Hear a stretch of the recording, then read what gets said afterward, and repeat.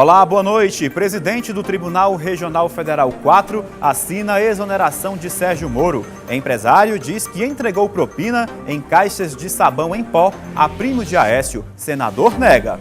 E no União Brasil, desta sexta-feira, 16 de novembro de 2018, você vai ver também. Retomada. Economia brasileira volta a reagir no terceiro trimestre de 2018. Dinheiro do leão. Receita Federal começa a pagar sexto lote do Imposto de Renda à Pessoa Física. Feriadão movimentado nas rodovias. E como tem folga extra, não deu outra coisa a não ser praia e barracas lotadas na Praia do Futuro. Está ajudando a movimentação a melhorar absurdamente aqui, não só na praia, mas como a cidade como um todo. Um passeio pelo dia a dia de tribos indígenas do Ceará. Os trabalhos expostos aqui no Museu da Arte da Universidade Federal do Ceará trazem 6 etnias indígenas diferentes. Isso e muito mais a partir de agora no União Brasil, que já está no ar.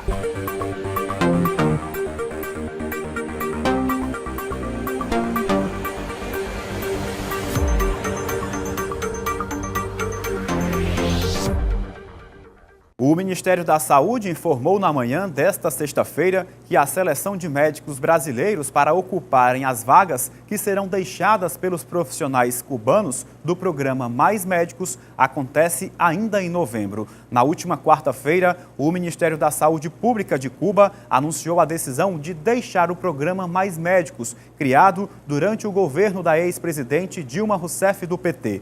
Cuba enviava profissionais para atuar no Brasil. Desde 2013, o governo cubano atribuiu a decisão a declarações ameaçadoras de Bolsonaro. O presidente eleito afirma que Cuba não quis aceitar condições para continuar no programa. De acordo com o Ministério da Saúde, a formulação do edital para a substituição dos médicos cubanos será finalizada ainda hoje durante reunião com a Organização Pan-Americana de Saúde, a OPAS. E o presidente eleito interrompeu nesta sexta-feira uma coletiva de imprensa na sede do 1º Distrito Naval, no Rio de Janeiro, ao ser questionado sobre a saída anunciada pelo governo cubano do programa Mais Médicos. Abre aspas. Como o assunto saiu da área militar, quero agradecer a todos vocês aqui. Fecha aspas. Disse ele, pondo fim à coletiva, que durou menos de 4 minutos. E mudando de assunto, a economia brasileira teve uma alta de 1,74% no terceiro trimestre. De acordo com o Banco Central, o Índice de Atividade Econômica foi criado para tentar antecipar o resultado do PIB, mas nem sempre mostra proximidade. E os números oficiais serão divulgados pelo IBGE em 30 de novembro. A economia brasileira acelerou o ritmo de crescimento no terceiro trimestre deste ano, de acordo com números divulgados pelo Banco Central nesta sexta-feira. Segundo a instituição, o chamado Índice de Atividade Econômica registrou uma alta de 1,74% neste período, na comparação com o segundo trimestre de 2018. O número foi calculado com ajuste sazonal, uma compensação para comparar períodos diferentes de um ano. De acordo com a série histórica divulgada na página do Banco Central na internet, esse foi o maior crescimento do indicador desde o segundo trimestre de 2012, quando alcançou 1,92% em termos dessazonalizados. O chamado IBC-BR do Banco Central é o indicador criado para tentar antecipar o resultado do Produto Interno Bruto, o PIB, que é a soma de todas as riquezas produzidas pelo país, que é calculado pelo Instituto Brasileiro de Geografia e Estatística, o IBGE. Os indicadores, porém, nem sempre mostram proximidade. Os números oficiais do PIB do terceiro trimestre deste ano serão divulgados pelo IBGE no dia 30 de novembro. A aceleração do ritmo de crescimento da economia foi influenciada principalmente pela greve dos caminhoneiros, que reteve o PIB do segundo trimestre deste ano. Naquele período, foi registrada a expansão módica de 0,2%, de acordo com os dados oficiais. A taxa de desemprego aqui no Ceará caiu para 10,6% no terceiro trimestre de 2018, na comparação com o mesmo período de 2017, quando registrou 11,8%. O recuo foi de 1,1 ponto percentual. o indicador é o menor do Nordeste, mas mesmo assim são 437 mil cearenses em busca de uma oportunidade no mercado de trabalho. A Paraíba aparece com 10,7%, seguido por Piauí com 12,3% e Rio Grande do Norte com 12,8%. Os dados são da Pesquisa Nacional por Amostra de Domicílios, PNAD contínua, divulgada ontem pelo Instituto Brasileiro de Geografia e Estatística, o IBGE. O sexto lote das restituições do imposto de renda já começou a ser pago pela Secretaria da Receita Federal. Quem conta pra gente é a Lígia Xavier. Boa noite, Lígia. Boa noite, Miguel. Boa noite a todos. Falamos aqui na semana passada sobre a consulta do imposto de renda e olha só que notícia boa. A Secretaria da Receita Federal começou a pagar nesta sexta as restituições referentes ao sexto lote do Imposto de Renda de Pessoas Físicas de 2018. Este lote também inclui restituições residuais de 2008 a 2017. Ao todo, serão pagos quase 2 bilhões a cerca de 1.150.000 contribuintes. O valor das restituições é corrigido pela Selic, taxa básica de juros. A correção vai de 4,16%, correspondente a 2018, a 106,28%, correspondente a 2008.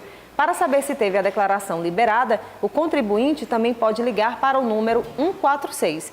Do valor total de restituições, a Receita Federal informou que 206 milhões referem-se aos contribuintes idosos com mais de 60 anos ou com alguma deficiência física, mental ou moléstia grave, além daqueles cuja maior de renda seja o magistério. Lembrando que as declarações entregues dentro do prazo legal passaram de 29 milhões e superaram as expectativas da Receita. Eu volto com você, Miguel. Obrigado, Lígia, pelas informações. E a Polícia Rodoviária Federal no Ceará divulgou hoje um balanço parcial da Operação Proclamação da República. Desde quarta-feira, a fiscalização está sendo intensificada para diminuir o número de acidentes nas BRs que cortam o estado. A Polícia Rodoviária Federal no Ceará registrou nos primeiros 2 dias da Operação Proclamação da República 7 acidentes com 5 pessoas feridas. Até o momento, o balanço inicial da operação é considerado tranquilo pela PRF. É importante os motoristas se conscientizarem. Nós procuramos também fazer uma atividade voltada para a educação. E essa atividade nós procuramos sensibilizar já 337 pessoas em ações de educação para o trânsito. Ações essas que a gente explica a esse motorista sobre esse risco desse comportamento, principalmente aqueles que cometeram infração, do risco de acontecer um acidente. Entre quarta e quinta-feira também foram autuados quase 1.500 motoristas, principalmente pelo excesso de velocidade, sendo 35 por ultrapassagens perigosas. O inspetor Flávio Maia, da PRF, chama a atenção dos motociclistas para que eles tenham cuidado redobrado nas rodovias, já que eles são os que mais se envolvem em acidentes de trânsito. Os motociclistas, eles precisam conduzir o veículo de forma prudente, evitar manobrar em locais proibidos, procurar sempre conduzir a motocicleta observando todas as normas de circulação e conduta, colocando o capacete corretamente, andando sempre com capacete, o condutor e o passageiro, que infelizmente no interior do estado nós flagramos ainda muitas pessoas conduzindo o veículo, motocicleta sem o capacete. Ainda segundo o inspetor, 523 testes de alcoolemia foram feitos nos 2 primeiros dias da operação. 6 motoristas foram autuados e 2 presos por dirigir sob efeito de álcool. E mais uma vez, a combinação proibida e perigosa, álcool e direção, esteve presente nas rodovias. A combinação da bebida alcoólica com o volante, todos esses fatores são preocupantes porque potencializam o risco de acidentes, principalmente os acidentes graves e acidentes fatais. Para quem ainda vai pegar a estrada para curtir o finalzinho do feriadão, a Polícia Rodoviária Federal orienta para que a diversão não acabe em dor de cabeça. Os motoristas que ainda vão viajar hoje, vão viajar no sábado, vão retornar no domingo, procurar conduzir o veículo de forma prudente, observando as normas de circulação e conduta, verificando onde tem uma placa, orientando não ultrapassar, que não ultrapasse, quando tiver uma faixa contínua também, evitar ultrapassar, mesmo diante nos locais permitidos, fazer uma análise se realmente é possível ultrapassar com segurança. É importante mesmo ter atenção redobrada para que a viagem, não acabe com dor de cabeça. Feriadão para muita gente é sinônimo de diversão. Para fortalezenses e turistas, não poderia dar outra coisa a não ser praia. Muitos brasileiros já têm o mar como uma das opções de lazer. Quando tem feriado prolongado, então, nem se fala. Na Praia do Futuro, por exemplo, encontramos muita gente aproveitando o dia de folga. Movimentação intensa nas barracas. Fluxo que começou ainda na quarta-feira. Esse feriadão está sendo praticamente o último agora, antes do Natal, no segundo semestre, Então está ajudando a movimentação a melhorar absurdamente aqui, não só na praia, mas como a cidade como um todo, A gente já tem um aumento de movimentação desde quarta-feira. Ontem foi um dia de casa cheia. Hoje a nossa sexta-feira não é uma sexta-feira normal, uma sexta-feira com movimento mais intenso em função do feriadão. Isso porque tem muitos turistas que vieram até a nossa cidade. E para atender os turistas que chegam à capital cearense, o quadro de funcionários das barracas foi ampliado. É o turismo movimentando os negócios. Na verdade, a gente começou esse mês de novembro o nosso período de contratações visando já o período de final de ano, Então a gente já contratou algumas pessoas, já preencheu algumas vagas, ainda tem vagas em aberto, principalmente no setor de atendimento, garçons, comins, ajudantes, supervisor de atendimento, então já tem algumas vagas que estão sendo preenchidas. Segundo a maior operadora de turismo da América Latina, os pacotes de viagens mais procurados durante os feriadões são de destinos que levem às praias da região Nordeste, como, por exemplo, Fortaleza, Maceió, Salvador, Porto Seguro e Porto de Galinhas. O Maxwell é de São Paulo e está curtindo o feriadão prolongado com a família na Praia do Futuro. Ele e a filha, a pequena Raquel, de 6 anos, aproveitaram a manhã desta sexta-feira, sim, no mar. Mas, claro, com bastante cuidado. Vim passear aqui, eu já morei aqui, minha filha nasceu aqui em Fortaleza, atualmente estamos em São Paulo. Sempre que a gente pode, a gente vem passear em Fortaleza, Vem aproveitar o feriado, o sol e as praias, logicamente. Porque se vem uma onda forte, de lá, e vem toda a água no meu rosto, aí eu tenho que levar um caldo. E não deu só turista na praia, não. A dona Jussara é daqui mesmo de Fortaleza e não abre mão de mar e sol quando tem uma folga. Ela estava com a sobrinha e fez questão de estar com ela o tempo todo. Afinal, todo cuidado com os pequenos é pouco, principalmente na praia. Olha, tem que passar os protetor solar, o boné, e trazer os brinquedinhos, não deixar eles sozinhos na beira, tá? Porque eles vão saindo, perde a direção, O sargento do Corpo de Bombeiros do Ceará aponta os principais cuidados que os pais devem ter com os filhos quando estiverem na praia. O Corpo de Bombeiro hoje, eles têm uma fitinha que vai identificar. Caso a criança venha se perder, quem encontrar vai saber a barraca que ela está.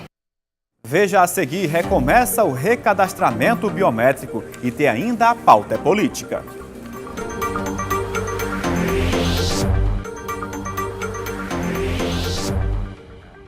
Estamos de volta. Exoneração do juiz federal Sérgio Moro tem vigência a partir de segunda-feira. Empresário diz que entregou propina a primo de Aécio Neves. Apresentado mais um nome da equipe Bolsonaro. Assuntos para a pauta é política. O presidente do Tribunal Regional Federal da 4ª Região, desembargador federal Thompson Flores, assinou na tarde desta sexta-feira o ato de exoneração do juiz federal Sérgio Moro, que tem vigência a partir de segunda-feira. Moro deixa o cargo porque aceitou o convite do presidente eleito Jair Bolsonaro, do PSL, para chefiar o Ministério da Justiça e Segurança Pública. O pedido de exoneração do titular da 13ª Vara Federal de Curitiba, responsável pelos processos da Lava Jato em primeiro grau, foi recebido por Thompson Flores ainda nesta manhã. Nele, Moro diz que pretendia pedir a exoneração somente em janeiro, perto da posse como ministro. No pedido, ele justificou a antecipação. O dono de um supermercado de Belo Horizonte disse em depoimento à Receita Federal que entregou em caixas de sabão em pó dinheiro de propina da empresa JBS para representantes do senador Aécio Neves, do PSDB de Minas Gerais, segundo informou nesta sexta-feira o jornal O Globo. O depoimento do empresário Valdir Rocha foi dado à Receita e depois compartilhado com a Procuradoria-Geral da República e com a Polícia Federal, que usou as informações na Operação Capitu, um desdobramento da Operação Lava Jato. A operação investiga também suspeita de corrupção no Ministério da Agricultura. A defesa do senador Aécio Neves diz que desconhece o assunto e que a afirmação do empresário é mentirosa. A assessoria de Zezé Perrella afirmou por nota que não foram encontradas provas que relacionem pagamentos da JBS ao senador. Já a equipe de transição do presidente eleito Jair Bolsonaro anunciou mais um integrante do futuro governo, o economista Roberto Campos Neto, executivo do Banco Santander, foi indicado para comandar o Banco Central. A promessa inicial de Bolsonaro era de reduzir o número de ministérios de 29 para 15, mas recentemente ele admitiu que o número deve ficar em torno de 18. O Tribunal Regional Eleitoral do Ceará reabriu atendimento para cadastramento eleitoral, já pensando nas eleições de 2020, quando a identificação biométrica será obrigatória em 55 municípios, inclusive aqui em Fortaleza. Cerca de 1.400.000 eleitores estão sendo chamados para fazer a identificação biométrica nas 55 cidades do Ceará restantes, incluindo Fortaleza, com a proposta de evitar que este público deixe para a última hora e acabe enfrentando filas, até porque nas próximas eleições a biometria será obrigatória em todo o estado. Os eleitores que ainda não fizeram sua biometria, procurem o cartório eleitoral do seu município.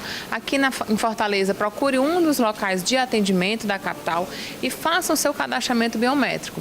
A Corregedoria Regional Eleitoral ainda vai impor os prazos finais para cada um desses municípios, mas que os eleitores não aguardem o período revisional obrigatório, que compareçam antecipadamente e façam sua biometria, garantindo assim a regularidade da sua inscrição. Desde o último dia 5 de novembro, o TRE voltou a receber demandas eleitorais, como o alistamento eleitoral, a regularização da situação daqueles que não participaram do pleito, além da transferência do título e da revisão biométrica. O Ceará já recadastrou neste ano quase 770 mil eleitores. Ao todo, no ciclo 2017-2018, o Tribunal Regional Eleitoral realizou a biometria em 2.886.401 eleitores no estado. Sem sombra de dúvida, é um processo que já está bem adiantado no estado do Ceará. Nós temos praticamente 80% do eleitorado do estado já com biometria coletada. Aqui em Fortaleza, nós temos 50% do eleitorado também já cadastrado biometricamente. Sara fez a biometria ainda no ano passado. Inclusive, ela foi às urnas agora em 2018, já com identificação eletrônica. É uma facilidade, eu nunca tinha voltado antes e para mim é novidade, né? Aí então ano passado eu vim tirar meu título, ajeitar os documentos e aproveitei para fazer logo tudo. A coordenadora do cadastro eleitoral lembra que o processo de recadastramento é simples e rápido. Em Fortaleza, o atendimento acontece na Central de Atendimento ao Eleitor, nos serviços de VaptVupt e na unidade móvel que fica no Parque da Criança, no centro da cidade. E no interior do Ceará, as pessoas devem procurar os cartórios eleitorais. O procedimento é muito simples e muito rápido, leva em torno de 10 a 15 minutos. O eleitor deve comparecer trazendo um documento de identidade oficial com foto e um comprovante de endereço atualizado. Se for um jovem com idade entre 18 e 45 anos, do sexo masculino, que estiver se alistando pela primeira vez, o eleitor precisa trazer também o certificado de reservista. No próximo bloco do União Brasil, a história de índios cearenses em fotografias. E tem também o nosso giro pelo mundo.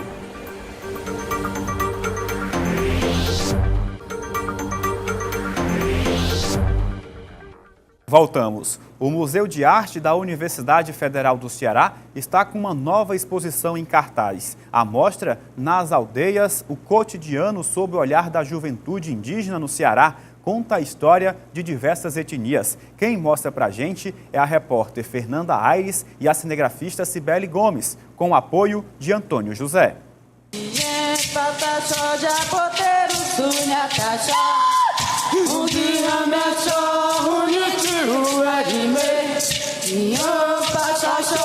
Os trabalhos expostos aqui no Museu da Arte da Universidade Federal do Ceará trazem 6 etnias indígenas diferentes, numa mostra que se chama Nas Aldeias, o cotidiano sob o olhar da juventude indígena do Ceará. Eu estou aqui com um dos curadores, é o Iago Barreto. Iago, fale um pouco, conte um pouco, são 90 imagens, na verdade, estão expostas.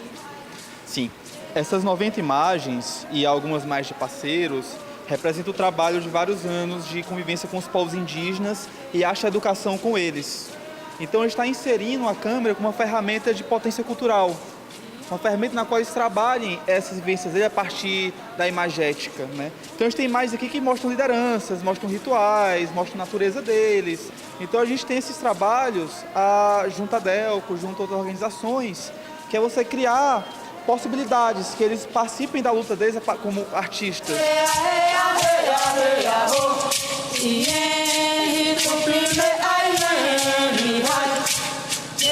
Em média, umas 50 pessoas de aldeias diferentes participaram das sessões de fotos. Eu estou aqui com a Magna Tabajara, que tanto fotografou quanto também foi fotografada, não é isso, Magna? Como é que foi essa experiência? A gente pôde fotografar realmente a cultura da nossa aldeia, o nosso cotidiano, né? Momentos realmente ricos e importantes para a nossa juventude, inclusive.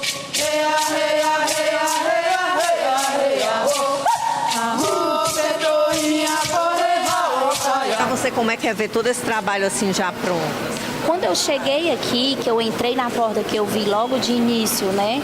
As fotografias, pra gente é muito importante. É muito importante porque é as nossas fotos, é a gente, as pessoas que tiraram as fotos, inclusive eu tirei algumas, fui fotografadas, e é em lugares que pra gente representa muito.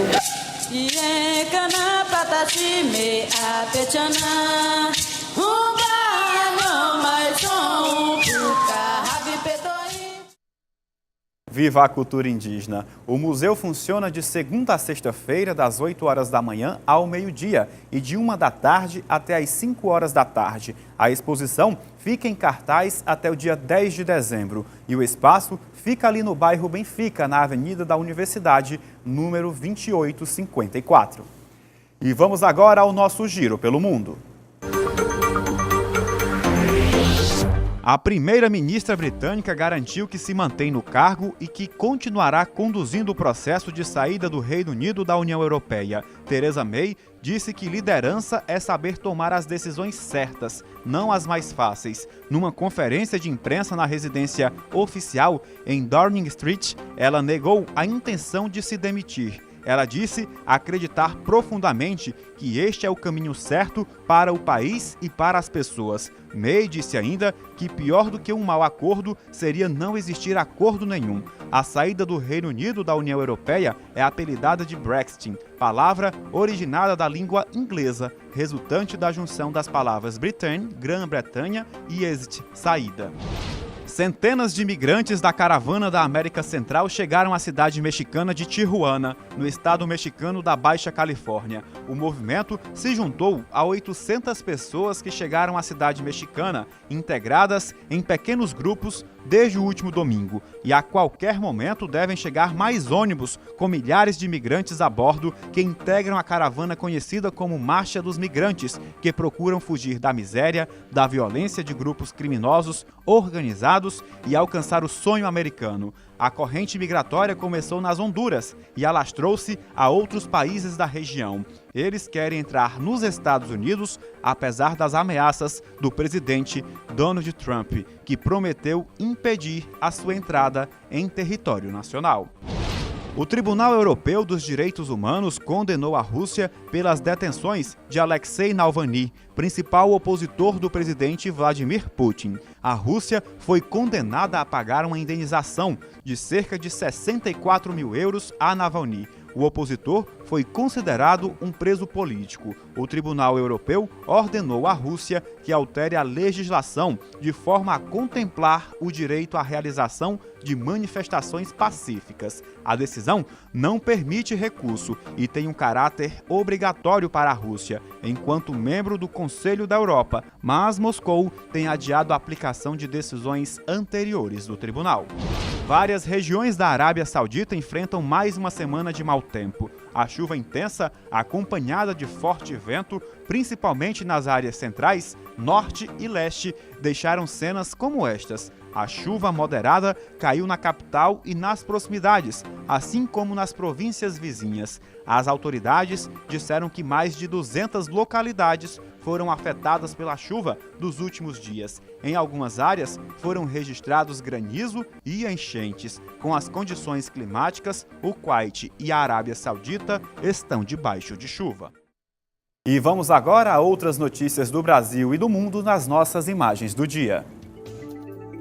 O viaduto que cedeu 2 metros na Marginal Pinheiros, na zona oeste de São Paulo, pode desabar completamente, segundo o secretário municipal de Infraestrutura Urbana e Obras. Os trens que passam embaixo do viaduto fazem com que a estrutura vibre. A pista expressa da Marginal Pinheiros está fechada desde o incidente, sentido Castelo Branco, desde a ponte Transamérica até a ponte do Jaguaré. O trânsito está sendo desviado para as 3 faixas da pista local. Desde a madrugada, equipes trabalham no local para escorar a estrutura.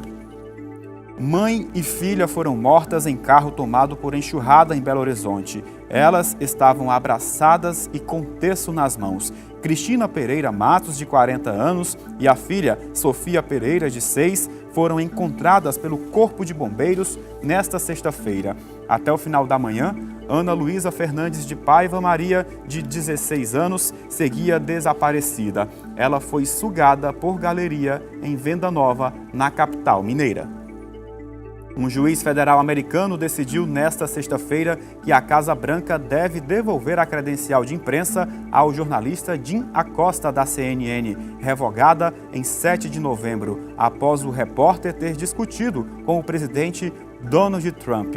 Na última terça-feira, a CNN havia entrado com uma ação contra a suspensão e declarou que o correspondente da Casa Branca, Jim Acosta, tem sido alvo frequente de críticas de Trump.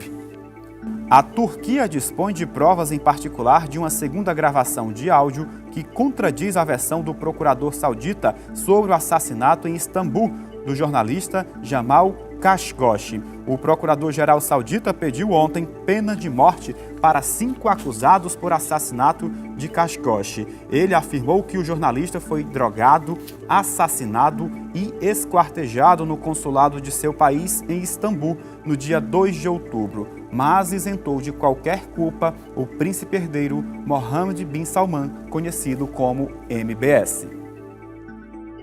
E fica por aqui a edição desta sexta-feira. A seguir tem a reapresentação do programa da hora e logo mais às 21h30 tem a reprise do nosso telejornal. Para você do estado do Rio Grande do Norte, você fica agora com o jornal Aqui Notícias da TV União Natal.